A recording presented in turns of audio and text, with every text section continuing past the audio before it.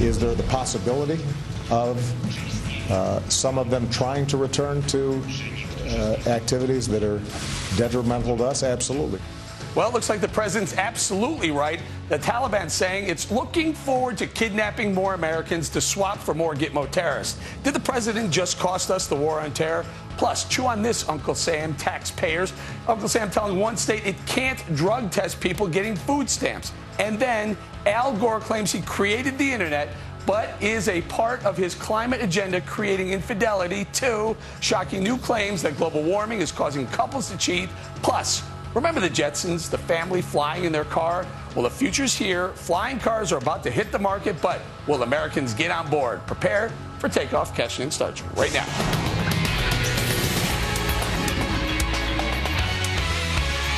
Hi, everyone. I'm Eric Bolling. Welcome to Cashin, our Cashin crew this week. Wayne Rogers, Jonathan Hoenig, Michelle Fields, and Jamu Green. Welcome, everybody.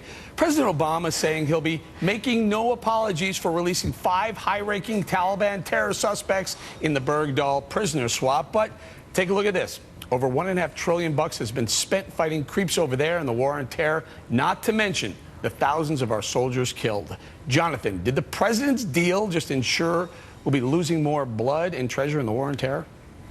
No question, Eric. I mean, a soldier's job is to destroy the enemy, not to be made a sacrifice for him. And that's exactly what we've done. I mean, the president sacrificed American men searching for a deserter, someone who I understand turned into an Islamist, someone who denounced the United States. We sacrificed the country by releasing, not, what did you say, creeps, but by releasing the enemy, releasing people who have made war against this country. And for the president to be just so nonchalant about it, oh, yeah, they might return to the battlefield, to me seems like complete dereliction of duty for the commander-in-chief. But what says it all is that we've sacrificed 1 penny of American taxpayer dollars by buying these Islamists halal meals and prayer rugs for the last decade. It's a total appeasement, and that's why we're losing the war on jihad. Sure, and Michelle, let's talk about this a little bit. The Taliban commander told Time magazine this week that, yeah, guess what? We're going to kidnap more American soldiers. We're going to do that because we can trade them for Gitmo terrorists.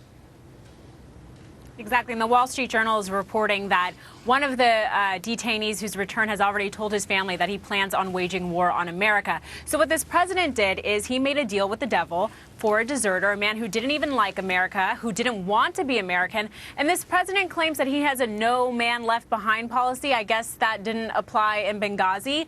And what he's telling these people, though, is that these terrorists, is that he will negotiate with them and that Americans can be used as bargaining chips. Jamu, is there any defense of the way, first of all, the way this has gone on, but most specifically, the way President Obama took that victory lap in the Rose Garden with Bergdahl's family, and then Susan Rice went out and said this man was he served honorably and with integrity.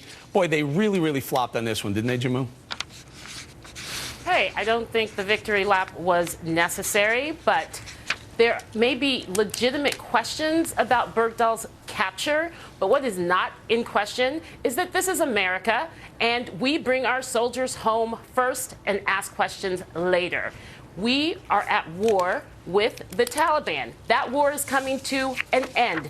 There is a core principle core military principle. I don't want to cut you off. I'm sorry for cutting you off, Jamu, but isn't part of the problem that the war isn't exactly over yet? We still have thousands upon thousands of troops there. Jamal, I got to move on to Wayne. Wayne, I want you to weigh in on this, the way they rolled out this victory lap and this ridiculous video that the Taliban is now showing, where we're actually shaking the Taliban's hand to get Bergdahl back. It makes my head explode. Go ahead, Wayne. Well, I think there are so many questions here. I mean, Jamu refers to the fact that this guy was a soldier. I'm not so sure he was a soldier. This guy may have been as it turns out, he could easily have been somebody who's a traitor. You know, we don't know that yet. The people who know better than anybody else are his platoon leader and all of the people he served with, and they say he was a deserter. So, I mean, that makes it, why is he a soldier under those circumstances? No, it's a bad swap. I'll tell you something else. It may have been illegal, too. The president may have done an illegal thing, and the way that when you talk about Susan Rice, for God's sake, I mean, this is the second time she's gone on and told obvious lies. She's prompted by the administration. This is all political. They're saying Republicans are political. They are making it political. Watch the politics played. Hold on, guys. I got to do this. Watch the politics played right here. Here's Maria Harf, who a spokesperson for the administration, taking a shot at those people that Wayne points out, the platoon leader and several others who've come out and said Bergdahl was a deserter. Listen. It happened 5 years ago. This was a situation. You've had all this time, 5 years, to determine whether he was a deserter or not. That's a long time. He's been in captivity, Lucas. I think he's probably the person who knows best what happened on that night. Well, I think his squad mates have the best indication what happened. I don't think that that's the case. So this video has really made anyone who's been associated with a military family, have someone there, know someone there, makes their head explode, because here's a woman from the State Department saying, no, the people who Bergdahl served with, they don't know what really went on. We know what really went on. Let's take it around the horn. Michelle, you want to kick it off? Well, look, I think that this entire swap was political. What happened is this president was in a big scandal with the VA, and the military community was mad at him. And I think he rushed this in order to change it, to distract people. The intelligence community, the Pentagon, they all said no to this. Even Hillary Clinton, when she was at the State Department, said no. But the president rushed this. There wasn't even time for people to push back. And it was exactly because he wanted to distract people from the VA scandal and throw a bone to the military, and it backfired. Go ahead, John. And Eric, I just say, everyone's saying, well, we brought our soldier home, and that's what matters. That is completely out of context of the reality America. here. To Michelle's That point, is what matters. well, it doesn't matter when you release To killers. me, he renounced his citizenship. He renounced his citizenship. Bottom line. Bottom line. If you don't know the difference between Jimmy, hold on. Let me get John in here. I'll let you respond to John. Yeah, Go let ahead, me just make my point. It's out of context. We released killers who make war against the United States. That's why it's always been our policy, to Michelle's point, not to engage in these type of terrible swaps. And if you say the war is coming to the end, we've lost it. If you really wanted to win the war, we would have declared war on jihad. We would have shot everybody at Gitmo and said this is our response to militant Islam. We're going to run out of time again, guys. Wayne, real quick, and then go ahead. You can wrap it up. At the risk of being the senior person here, I served 3 years in the military.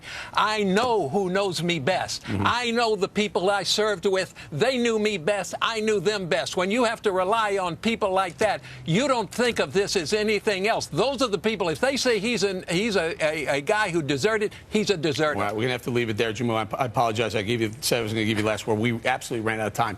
You can continue the conversation right now on Twitter. Hashtag Cashin, trending on Twitter 19 weeks in a row. One more, and it'll be 5 months straight, and that's truly amazing, folks. Let's see if we can get us trending again this morning, because when Cashin trends, you trend.